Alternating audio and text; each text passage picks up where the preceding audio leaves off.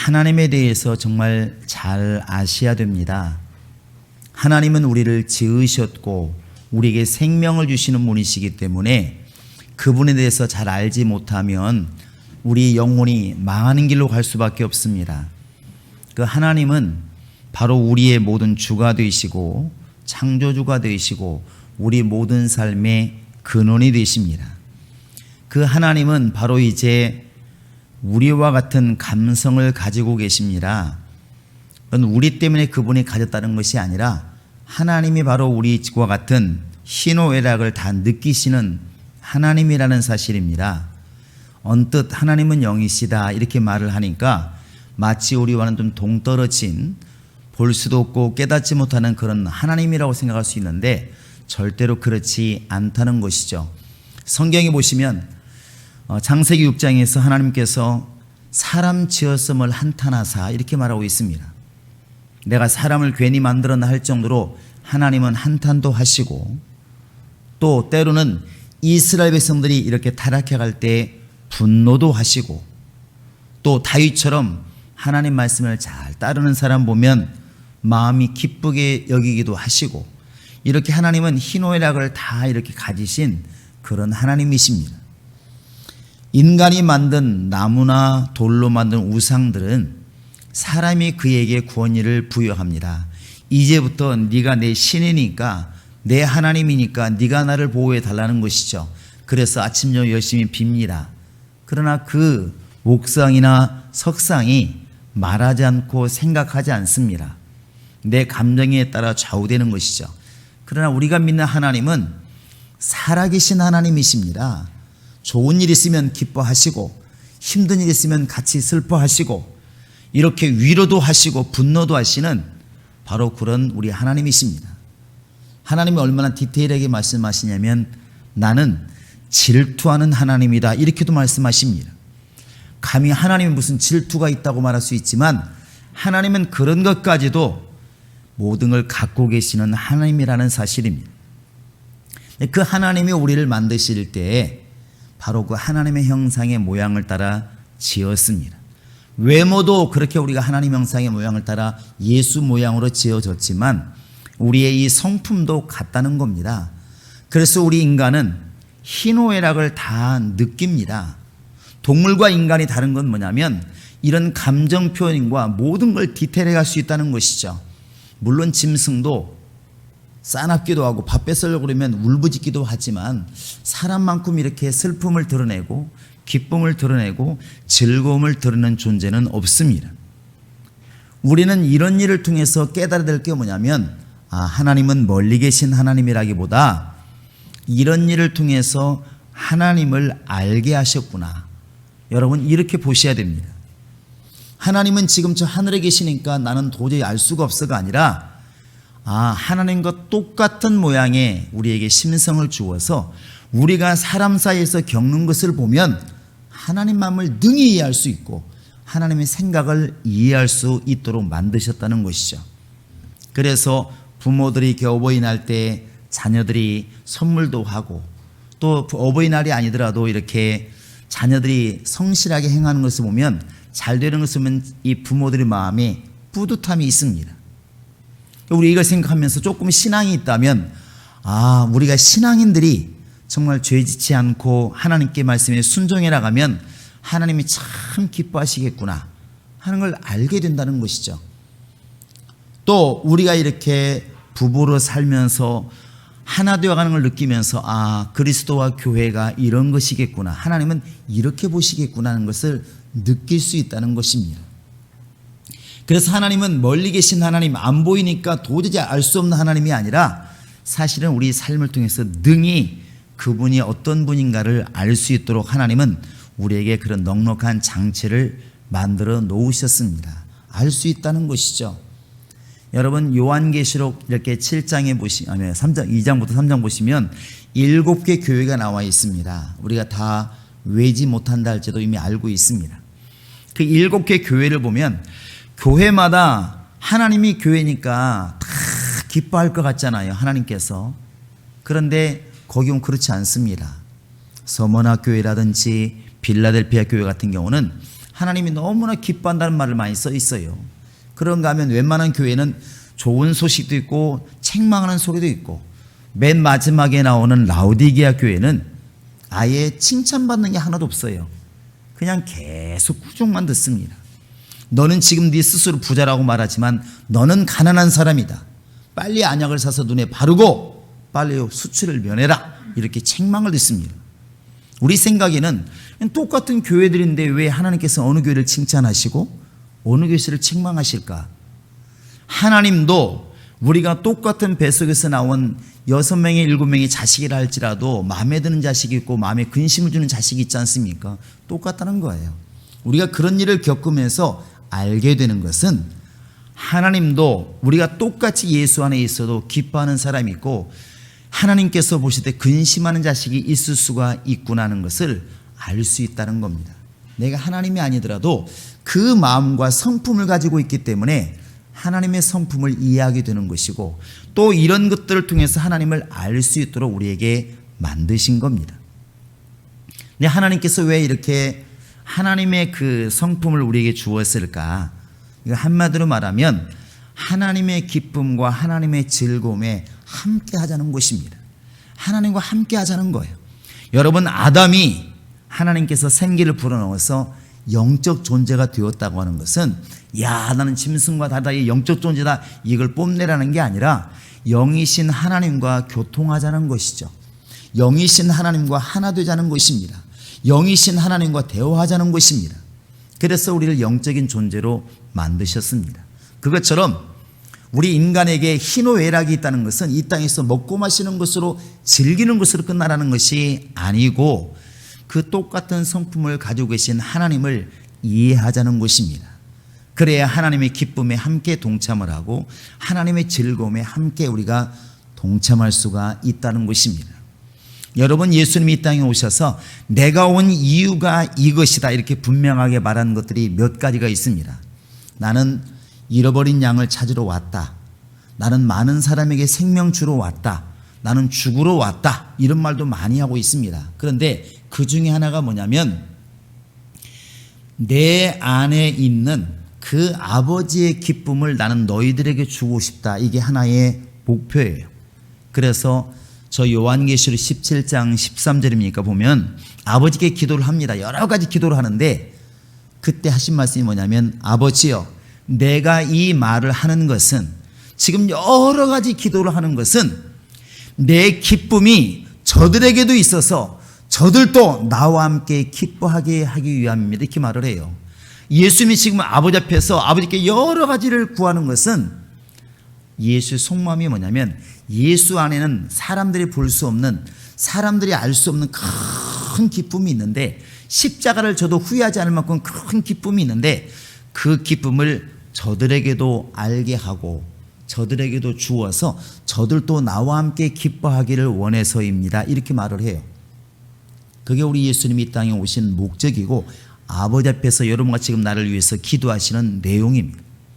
이 말을 하나님 앞에서만 한 게 아니고 제자들 앞에서도 똑같이 말씀하십니다. 요한복음 15장 11절에 보시면 예수님 말씀하시기를 이렇게 제자들을 모아놓고 말씀하시기를 내가 이렇게 너희들에게 포도나무 비유를 말하고 내가 너희들에게 생명의 말씀을 계속 전하는 이유가 뭔 줄 아느냐? 내가 이렇게 하는 것은 내 기쁨이 너희 안에 있기를 내가 원해서다. 이렇게 말씀하십니다. 우리가 신앙생활을 지금 제대로 가고 있다면 예수를 제대로 믿고 있다면 예수님이 이것을 원하셨기 때문에 이것이 우리 안에 이루어질 것입니다. 정말 예수님의 기쁨이 우리 안에 있어야 될 것이고 예수님의 즐거움이 우리 안에 있어야 그게 지금 예수를 잘 믿는 사람이에요. 왜 예수님이 이걸 주기를 원하셨으니까 이거 갖기를 원하시는 거니까. 여러분, 그래서 신앙생활에 가장 불행한 사람이 누구냐면 예배는 드리는데 예배에 기쁨이 없는 사람. 정말 예수 안에 들어와 있는데 예수의 기쁨과는 별개인 사람. 낭만과 절망과 이런 것들은 주님의 용어가 아닙니다. 예수님께서 누가복음 18장에서도 기도하고 낭망치 말아야 될 것을 말씀하셨습니다. 예수 믿는 사람들은 기뻐야 되고 즐거워야 됩니다. 왜? 그것이 하나님이 주시고자 하시는 것이기 때문에 그렇습니다. 할렐루야. 그런데 우리는 상황 때문에, 사람 때문에, 돈 때문에 안 될 때가 많잖아요. 그리고 이런 말 합니다. 요새는 재미가 없어. 요새는 즐거움이 없어. 이렇게 말을 해요. 이게 이제 가족이 얘기하면 절망이고, 특히 사춘기 애들이 말하면 더 두렵죠. 뭔 일 할지 모르니까. 그런데 성경 우리가 말하기를 따라하시 바랍니다. 항상 기뻐해라. 내가 다시 말하노니 기뻐해라. 예수님도 기쁨을 주겠다고 아버지께도 말하고 제자들에게도 말하고, 바울도 내가 다시 말하는데 너희 기뻐해라. 너희 기뻐해라. 이렇게 말하고 있는데, 우리는 그 앞에서 말하기를 하나님 하나도 안 기뻐요. 하나도 재미가 없어요. 짜증나 죽겠어요. 이렇게 말을 한다면 여러분 뭔가 지금 빗나가 있잖아요. 빗나가 있습니다. 방송실 볼륨을 좀 줄이시기 바랍니다. 이렇게 우리가 이렇게 주님의 말씀과 우리를 비교할 때 여러분 우리는 깨달으셔야 됩니다. 어디서 잘못됐을까? 분명히 저 상수도에 물을 보낼 때 정수장에는 깨끗한 물을 보냈는데 내가 물을 틀어보니까 녹물이 나옵니다. 정수장이 잘못됐을까? 오는 과정이 잘못됐을까? 분명히 오는 과정에 문제가 있습니다. 주님께서도 기쁨 주기를 원하시고 제자들도 기쁨으로 충만해서 기쁨을 전하고, 근데 내 안에서는 기쁨이 없고 즐거움이 없어. 어디에선가 지금 빗나가 있는 것입니다. 삶이 버겁다고, 사는 게 힘들다고, 여러분 그렇다고 기쁨이 사라지는 것은 아닙니다. 그런 논리라면 예수님은 100번 1000번 지금 절망해야 되고 죽어야 되고, 제자들도 스데반도 바울도 그들도 삶이 편안한 것은 아니었습니다. 눈 뜨면 도망가야 되고 눈 뜨면 죽을지 모르는 그런 위기인데 무슨 기쁨이 있었겠습니까? 예수님이 주시고자 하시는 것은 부자고 가난하고 오래 살고 적게 사는 문제가 아닌 거예요. 그보다 위에 있는 기쁨을 이야기하는 것입니다. 십자가를 져도 기쁘고, 기도를 해도 기쁘고, 헌신해도 기쁘고, 잘 살아도 기쁘고, 못 살아도 기쁘고, 이 정도가 되어야 우리 예수님 말씀하신 기쁨 아니겠습니까? 그게 천상의 기쁨 아닌가요? 그게 천상의 즐거움 아닌가요? 사실 신앙생활이 여기까지 가야 맞지 않겠습니까? 그런데 우리는 어느 순간 잃어버렸다는 것입니다. 즐거움도 기쁨도 다 잃어버렸습니다. 성경을 읽는데 기쁨을 잃어버렸고, 교회는 왔는데 기쁨을 잃어버렸고, 정말 우리가 예배는 하는데 즐거움을 잃어버렸습니다. 이것은 눈에 안 보이는 심각한 시험입니다. 심각한 거예요. 하나님이 생명을 주러 오셨는데 생명을 얻지 못한다면, 기쁨을 준다고 말씀하시는데 기쁨을 얻지 못한다면 어딘가 심각한 것이죠. 우리 하나님께서 왜 우리에게 희노애락을 알게 하셨을까? 하나님의 기쁨을 찾으라는 것입니다. 하나님의 기쁨에 동참하라는 것입니다. 사람끼리도 같은 것을 가지고 있어야 기뻐합니다. 끼리끼리란 말이 있어요. 그러니까 우리가 이렇게 가끔 주말이나 어떤 데 차를 몰고 가다 보면, 특히나 보통 1400cc, 2000cc 그 오토바이 족들이 있습니다. 나쁜 뜻이 아니고 그들끼리는 동호회를 만들어 가지고 다녀요. 뭐 5대, 10대 갈 때 소리도 우렁찹니다. 여러분 그 소리 낼 수 있지 않습니까? 어떻게 납니까? 딸딸딸딸딸딸 이렇게 하나요? 그건 그냥 짜장면 배달하는 소리고, 두두두두두두 이거 하잖아요. 한 대 가는 게 쫙 합니다. 그들만의 대화가 있어요. 그들만의 생각이 있고 그들만의 있어요. 많은 사람들은 뭐하는 짓이야 이렇게 하지만 그들만의 게 있습니다. 통하는 게 있다는 거예요. 사람과 짐승이 교감하지만 사람만큼 교감이 이루어지지 않습니다. 왜요? 대화가 안 되고 생각이 다릅니다. 동물학자들이 얘기합니다. 모든 동물들은 먹이를 중심으로, 서열을 중심으로 생각을 한다. 우리 인간은 그렇지 않잖아요. 못 먹어도 통하는 사람이 있고 힘들어도 통하는 경우가 있습니다. 왜? 같으니까 그래요. 그걸 우리는 역지사지라고 말합니다. 내가 부모님 입장이 되어보기도 하고 자녀 입장이 되어보기도 하고, 성도들은 목사 입장으로 한번 생각해보기도 하고, 목사는 성도 입장에 생각해보기도 하고, 이게 가능한 게 뭐냐면 같은 성경을 가지고 있다는 것입니다. 같이 분노할 수 있고 같이 기뻐할 수 있고 같이 즐거워할 수 있는 거예요. 하나님이 우리에게 희노애락을 느끼는 감성을 주신 것은 우리끼리 잘 먹고 잘 살라는 것이 아니라 바로 하나님의 기쁨과 하나님의 즐거움에 동참하자는 것입니다. 그게 신앙생활이에요. 오늘 우리는 여기서 다시 한번 우리 자신을 돌아보셔야 됩니다. 왜 근데 우리는 삶이 버겁고 힘들까? 단순히 돈이 없어서, 단순히 건강이 없어 우리가 힘들까? 다른 요인이 없을까? 그 다른 요인이 뭐냐면 바로 우리가 이 시간 찾아야 되는 것이고 드려야 되는 것입니다. 여러분, 하나님은 이 땅에서 하나님 없는 기쁨은 인정하지 않습니다. 있을 수도 없다는 거예요. 저 시편 90편 10절을 보시면 이렇게 되어 있습니다. 사람이 강건하면 70이요 80이라도, 그 다음에 중요한 겁니다. 그의 자랑은 수고와 슬픔뿐이라 그랬습니다. 죽도록 일하는 것과 고민하고 번민하고 사기치고 당하고, 이것이 인생이라는 것이죠. 사실 그렇지 않습니까? 요즘에 어르신들 시골에서 그냥 편히 살라고 그러는데 또 보이스피싱이라든지 해가지고 그 노인들의 그 적은 돈마저도 홀랑 뺏어가고, 나이 먹고 노인네라고 이제 지금은 안심할 수 없는 세상입니다. 그게 인생이라는 거예요.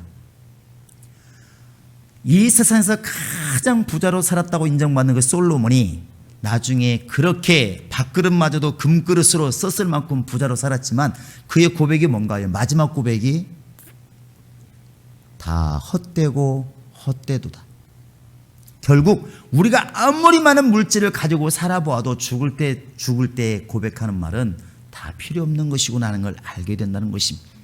우리가 장례를 치르면서 많은 걸 보았습니다. 나이가 80이고 90이고 상관없습니다. 믿지 않는 사람들, 소망 없는 사람들 마지막 외치 뭐냐면 나 좀 살려달라는 것입니다. 나 좀 어떻게 해달라는 것입니다. 나 좀 안 죽게 해달라는 거예요. 아니, 그동안 그렇게 사람보다 믿었던 물질은 뭐하고 있나? 사람보다 믿었던 지식은 과연 뭐하고 있나? 죽음 앞에서는 아무것도 아니고 무용지물입니다. 부자로 사는 것이 그 사람의 기쁨을 주지 못했더라는 것이죠. 그런가 하면 우리는 오래 살려고 노력을 합니다. 그래서 나쁘다고 하면 안 먹고 튀김도 안 먹고 기름도 안 먹습니다. 그런데 언젠가 이렇게 나이 많이 드신 집사람을 신방하다 보니까, 할머니 집사람을 신방하니까 이게 보니까 참 건강하고 보기 좋더라고요. 우리 100살 가까이 사시는데 너무나 건강해서 그렇게 말했습니다. 아유, 집사님 너무나 보기 좋아요. 이렇게 정정하세요. 그러더니 목사님 나도 좀 빨리 갔으면 좋겠어, 이렇게 말씀하시는 거예요. 왜 그런 말씀하세요? 건강한데 아픔은 모르지만 건강하신데. 그랬더니 아이고, 오래 살아보니까 이것도 좋은 게 아니요. 왜 그래요? 그러니까 남편 먼저 가버려, 자식들 하나둘 먼저 가버려. 그때 할머니가 손자고 살았습니다. 자식들 그 두세 명 있는 애들 먼저 가버리고 남편도 가버리고 혼자 남아가지고, 그러면 친구들이 똑같이 오래 살면은 그나마 친구들을 좀 만날 수 있는데 친구들 다 가버리고 나니까 내가 무슨 낙이 있냐고. 지금은 손자하고 살고 있는데, 아니 손녀딸하고 살고 있는데 내가 마음이 불편하다고. 걔들이 나한테 어렵게 하진 않지만 뭔지 내가 불편하다고. 목사님 힘들어 죽겠어, 이 말을 하는 거예요. 그렇게 생각하니까 같이 전체가 다 130년을 살면 괜찮아요. 남편, 아내, 자식들, 친구들 살면 좋은데 친구 다 떠나고 자녀 다 떠나고 배우자 떠나고 홀로 130살 사는 것은 좋은 게 아닐 수가 있다는 것입니다. 결국 이 땅에서의 하나님 없는 삶이라는 것은 궁극적으로 본질적인 기쁨과 즐거움을 줄 수가 없습니다. 예수는 그러기 때문에 우리에게 내 안에 있는 기쁨을 내가 너에게 주고 싶다. 코미디 보고 즐거워하는, 밖의 삶을 보고 잠깐 웃는 그런 기쁨을 얘기하는 것이 아니라 너에게 진짜 내가 기쁨을 주고 싶다. 물질이 사라지고 들어와도, 건강하고 아파도, 오래 살지 못하고 또 정말 오래 살아도 상관이 없는 그것을 넘어서는 기쁨을 내가 주고 싶다. 여러분, 그것이 바로 영적 생활입니다. 그렇게 되어야 맞다는 것이죠. 우리 성도들이 그리 되시기를 바랍니다.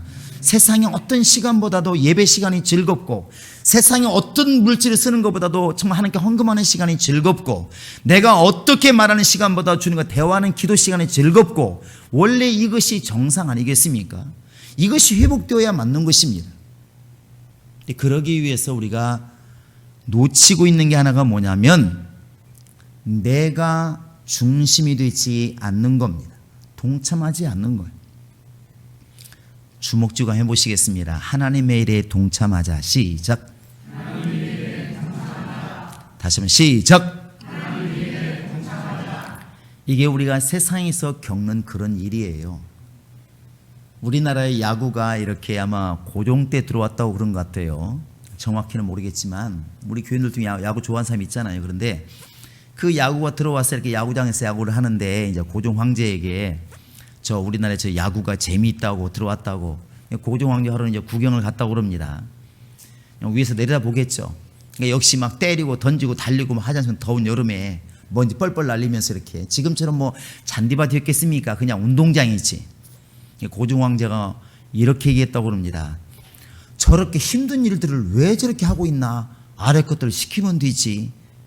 이렇게 말을 했다는 거예요. 내가 지금 동참하지 않으면 절대로 그 기쁨을 얻지를 못합니다. 여러분, 내가 축구하지 않는데, 축구를 모르는데 축구의 기쁨을 알 수 있나요? 모릅니다. 저희가 고등학교 때 이렇게 오후에, 방과 후에 공을 차는데 갑자기 비가 소나기가 쏟아지기 시작했습니다. 적게 오는 게 아니라 엄청나게 쏟아졌어요. 이제 할까 말까 하고서 어차피 옷을 버렸으니까 그냥 축구를 했습니다.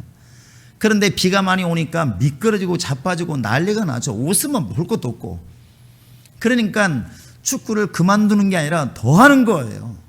미친 듯이 하는 것입니다. 넘어지고 자빠지고 공 차는 게 아니에요, 이것은. 그런데 너무 재밌는 거예요. 여러분, 비 오는 날 미친 듯이 공을 한번 차보시기 바랍니다.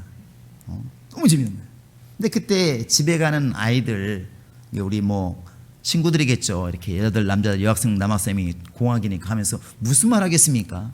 우산 받고 가면서, 저 미친놈들 뭐 하고 있는 거야? 이렇게 말했을 거라고. 그날 그 시간에 같이 운동장에 뛰어본 사람만이 넘어지고 자빠지고 힘들지만 그 기쁨이 뭔지를 아는 거예요. 하나님의 기쁨을 우리가 얻기 위해서는 구경꾼이 되어서는 안 됩니다. 하나님의 일에 우리가 기쁨을 얻기 위해서는 하나님의 일에 동참하셔야 됩니다. 그것이 비결이에요. 다른 데 없습니다. 예수님이 십자가를 지고 이렇게 골고다를 올라가시는 거예요. 한 걸음 한 걸음 피 흘리시고 아무것도 부러울 게 없어요. 그 사람보다는 차라리 집에서 TV 보는 사람이 훨씬 재밌을 겁니다. 멋있고. 그러나 내용은 그렇지 않아요. 예수님께서 말하지 않습니까? 나를 보고 울지 말아라. 나를 보고 울지 말아라. 나는 지금 십자가를 져도 넉넉히 걸어갈 만큼 아버지 기쁨이 내 안에 있다는 겁니다. 그래서 예수님께서 이 길은 지긋지긋하니까 절대로 이 길로 오지 마. 너는 나처럼 살지 마. 우리 부모들은 그렇게 가르치잖아요. 농사짓는 부모는 자식에게 이렇게 말합니다. 다른 건 다 해도 뭐 하지 마라? 농사는 짓지 마라. 이 말을 도둑놈이 해야 되는데 보통 우리가 일반 부모들 다 그렇게 말을 해요. 너무 힘드니까. 그러니까 부모들이 공장 운영했으면서도 너는 제발 할 수만 있으면 다른 일을 해라 이렇게 가르칩니다. 너무 힘드니까. 우리 예수님은 반대로 얘기하시잖아요. 너희는 나처럼 나를 쳐다보지 말고 너의 십자가를 지고 나를 쫓을 것이니라. 할렐루야. 예수님께서 십자가를 지고 골고다 올라가시는데 많은 사람이 구경 나왔습니다. 그동안 떡을 얻어먹은 사람도 있고 소문 들은 사람도 있고 예수의 말씀을 들은 사람도 있을 것입니다. 그들은 길거리에 서서 예수님을 쳐다봅니다. 아이고 저 양반 불쌍해서 어떡하나. 아이고 저 양반 피 많이 나네. 아이고 저 쓰러지는 거 봐. 못 먹어서. 누가 불쌍하냐면 예수님 불쌍하고 나는 괜찮은 사람인 거예요. 주님은 지금 그 기쁨을 말하는 것이 아닙니다. 제자들이 사도행전 여러분 보시면 5장부터 쭉 보시면 알지만 감옥에 가두기도 하고 맞기도 하고 죽을 고생하는데 이렇게 써 있습니다. 예수 때문에 능욕받는 것을 기쁘게 여기고 떠나가니라. 할렐루야. 예수 때문에 매 맞는 것이 기쁘고 예수 때문에 욕먹는 게 기쁘고 예수 때문에 감옥에 가는 게 기쁘고 여러분 이것을 겪어보지 않고 알겠습니까? 예수 안 믿는 사람이 이 말을 알아듣겠습니까? 예수 때문에 핍박을 받아보지 않은 사람이 이 말을 알겠습니까? 모르는 겁니다. 그래서 동참하셔야 됩니다. 하나님은 동참할 때에 그 사람에게 고난도 주시지만 기쁨도 함께 준다는 사실입니다. 그래서 오늘 말씀을 잘 보시면 알겠지만 너희는 그리스도의 고난에 동참하는 것으로 즐거워해라. 즐거워하려면 그의 고난에 동참하라는 것입니다. 이게 비결이에요. 구경꾼은 절대로 그 기쁨을 갖지를 못합니다. 이게 하나님의 역사입니다. 정말 새벽에 잠이 안 올 때 홀로 일어나서 성경 말씀을 읽으면서 누구도 주지 못했던 감동을 받았을 때, 말씀을 깨달았을 때 그 기쁨은 겪어본 사람이 알아요. 이 말 할 때도 그런 일을 겪어본 사람은 이 말을 금방 알아듣습니다. 남들이 전도할 때 야 전도하는 거 좋다, 야 우리 교회 부흥한다, 이것도 물론 기쁨입니다. 그러나 자신이 전도해서 그 사람이 예수 믿고 성령 받고 주님의 일꾼이 되었을 때 그 기쁨을 겪어본 사람들이 다른 사람이 전도할 때 그 기쁨을 알아요. 알게 됩니다. 이게 바로 동참하는 것입니다.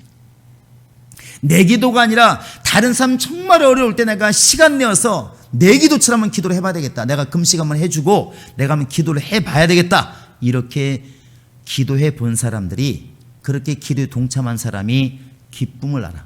그 사람이 잘 됐다고 할 때 모든 사람이 말하죠. 참 잘 됐네, 좋겠다 말하지만 똑같은 좋겠다가 아니에요. 이 사람은 내 일처럼 기뻐하는 겁니다. 왜? 그 일에 동참했기 때문에 그래요. 그 고난에 동참했기 때문에 그렇습니다. 행복한 교인들도 마찬가지입니다. 여러분, 우리가 간판만 이렇게 행복한 달아놓고 내면에 썩어가고 불행하고 서로 그렇다면 이 교회가 무슨 의미가 있나요? 우리 행복한 교회들은 정말 예수님이 주시고자 하시는 그 기쁨과 즐거움이 넘쳐나야 됩니다. 그것 때문에 우리는 이기는 것이고 그것 때문에 신앙생활 승리하는 것입니다. 스데반이 돌에 맞는 게 뭐 즐겁겠습니까? 그런데도 아프단 말 한마디 안 하잖아요. 왜? 그 기쁨을 이미 알고 있는 거예요. 왜 초대교회 사람들이 땅을 팔고 집을 팔아서 교회 앞에 갖다 놓았을까? 왜 그랬을까요? 땅보다 집보다 더 큰 즐거움이 있다는 것입니다. 너무나 기쁨이 있는 거예요. 여러분, 이게 회복되지 않으면 맨날 헌신하라고 해도 쌈밖에 안 납니다. 시험밖에 안 듭니다. 그런데 이 주님의 일에 동참해서 기쁨을 얻으면 신앙생활 누가 하라 마라, 거리가 문제겠습니까? 환경이 문제겠습니까? 육신이 문제겠습니까? 아무런 문제가 안 된다는 것입니다. 그걸 이겨나갈 수 있게 만드는 게 주님의 일에 동참하는 것입니다.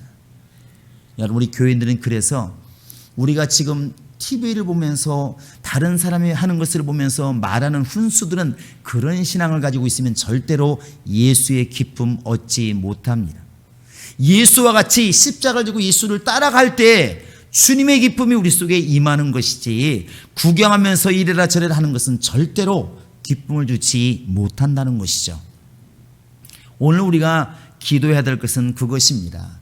여러분, 겪어보지 않은 사람들은 잘 이해를 못합니다. 교회에서도 사실은 봉사하는 사람들이 고생을 많이 해요. 식사 준비를 하고 찬양 준비를 하고 그 다음에 모든 걸 만들고 이런 것들은 좀 힘듭니다. 쉽지 않아요. 그런데 성가대 쓰신 분들은 압니다. 주중에 나와서 연습하고 또 토요일날 연습하고 주일날 먼저 와가지고 또 연습하고 그러다 보니까 애들도 못 챙기고, 그런데 그렇게 주님의 일에 동참해서 자기 시간을 내고 정말 모든 걸 포기하고 그 일에 동참했을 때 그 성가대 찬양을 잘했을 때 감동을 알잖아요. 그건 찬양을 듣는 사람도 감동이 될 수 있겠지만 부르는 사람의 감동을 못 따라갑니다. 그때 벅찬 감동은 본인들이 알아요. 그게 주님의 기쁨입니다. 그게 주님의 사랑이에요. 오늘 우리가 정말 기뻐하고 정말 즐거운 일이 뭘까? 그건 주님의 일에 동참하는 것입니다. 주님의 일을 내 일처럼 하는 것입니다. 그렇게 되었을 때 여러분에게 기쁨과 주님의 즐거움, 세상의 기쁨 즐거움이 아니라 하나님의 기쁨, 하나님의 즐거움이 우리 속에 임하게 된다는 사실입니다. 할렐루야. 그래서 성령에서는 세상 것으로 기뻐해라, 물질로 기뻐해라, 건강으로 기뻐해라 이렇게 말하지 않고 성령으로 기뻐하더라 그렇게 되어 있습니다. 성령으로 기뻐하더라. 여러분, 마리아가 잉태했을 때 죽을 꼽입니다. 그것은 처녀가 잉태했다는 것은 죽을지도 모르는 겁니다. 그러나 마리아만큼 기쁨이 없어. 그러니까 엘리사벳이 와서 얼마나 그를 부러워합니까? 네 태가 복이 있도다. 너는 진짜 택함 받은 여자다. 너는 진짜 부러운 여자다. 이렇게 말을 한다는 것이죠. 여러분, 우리가 이제 그 중심에 서셔야 됩니다. 우리 행복한 교인들이 그런 중심에 서셔야 됩니다. 야, 누구는 뭐 그랬대, 저런 간증이 때, 응답받았대. 언제까지 우리가 남의 기쁨을 가지고 얘기할 것인가? 언제까지가 남이 기쁘다고 얘기할 것인가? 내가 기도해야, 기도에 동참해야 응답으로 기뻐하겠죠. 우리가 전도에 동참해야 전도 열매 걷는 기쁨이 있겠죠. 그와 같이 주님은 주님의 기쁨과 즐거움에 동참하는 비결로 주님의 고난에 동참하라는 것입니다. 하나님의 일에 동참하라는 것입니다. 여러분들 그럼 난 어떻게 동참하느냐 말할 수 있는데, 교회에는 가장 은사를 가진 사람들이 모이는 곳입니다. 나는 찬양을 잘하고, 나는 만드는 걸 잘하고, 나는 봉사를 잘하고, 나는 말을 잘하고, 나는 가르치기를 잘하고, 나는 그런 거 아무것도 못하는데 하나님 영감을 주어서 방언을 하게 만들고, 방언을 통역하게 만들고, 어떤 은사가 뛰어나다는 것이 아니라 그 일을 가지고 일하라는 것입니다. 그게 동참이에요. 아마 그렇게 하면 어느 길로 가든 주님의 기쁨을 맛볼 수가 있을 것입니다. 우리 행복한 교인들이 신앙생활이 억지로 끌려가는 인색함을 하는 신앙, 마지못해서 드린 예배, 마지못해서 하는 기도가 아니라 즐거움과 자원함으로 드려지는 예배, 즐거움과 자원함으로 드려지는 헌신, 그런 기도, 그런 영적 생활이 되도록 여러분 주님의 일에 동참하시기 바랍니다. 내가 운동할 때 운동의 기쁨을 아는 것이고, 내가 노래할 때 노래하는 기쁨을 아는 것이고, 내가 정말 뛸 때 뛰는 자의 기쁨을 알게 되는 것처럼 우리가 주님의 일에 동참할 때 기도하든 예배하든 정말 전도하든 헌신하든 봉사하든 주님의 기쁨 가운데 거하게 되는 것입니다. 여러분 마음이 힘들 때 더 힘을 다해서 주님의 일에 동참하시기 바랍니다. 내가 무슨 일을 할 것인가를 한번 불을 켜고 찾아보시면 분명히 주님께서 주시는 일들이 있을 것입니다. 할렐루야! 주님의 기쁨과 즐거움이 넘치는 우리 모든 성도가 될 수 있기를 주님의 이름으로 축원합니다.